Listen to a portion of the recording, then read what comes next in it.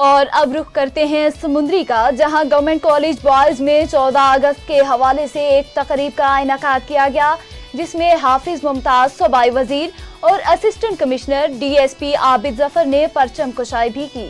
مزید جانتے ہیں صادق رندھاوا سے۔ جی صادق، بتائیے گا۔ آج بالکل 14 اگست آزادی مبارک کے حوالے سے آج سمندری میں گورنمنٹ ڈگری کالج میں ایک بہت بڑی تقریب کا انعقاد کیا گیا، جس میں مہمان خصوصی حافظ ممتاز صوبائی وزیر ٹیکسیشن اسسٹنٹ کمشنر فیصل سلطان اور D S P Abid Zafar نے بھی شرکت کی۔ اور اس کے ساتھ ساتھ آپ کو بتاتا چلوں کہ پریڈ کے حوالے سے مختلف کئی سمندری کی تنظیموں نے بھی حصہ لیا، لیکن اس وقت میرے ساتھ موجود ہے الفضیلت فاؤنڈیشن کے آنر، ان سے جانتے ہیں۔ جی سر، مجھے بتائیے گا کہ سب سے پہلے آج کے دن کے حوالے سے آپ کا کیا کہنا ہے، اور جو آپ کی تنظیموں نے کتنے پریڈ کی اور آپ کو کیا ہے کس نام سے سوال لگا؟ جو زندہ دل قومیں ہوتی ہیں وہ اپنا یوم آزادی پورے جوش و خروش کے ساتھ مناتی ہیں۔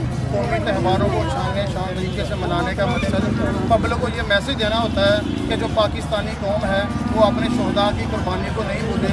پاکستانی فوج سے یہ بچے پاکستانی فوج سے پیار کرتے ہیں، محبت کرتے ہیں۔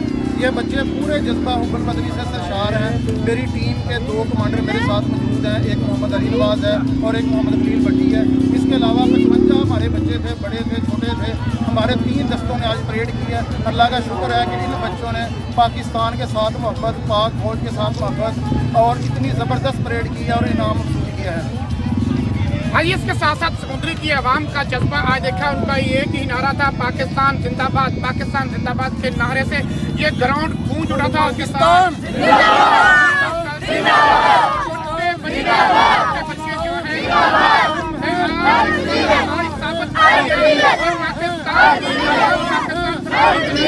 بچے آج ایک ثابت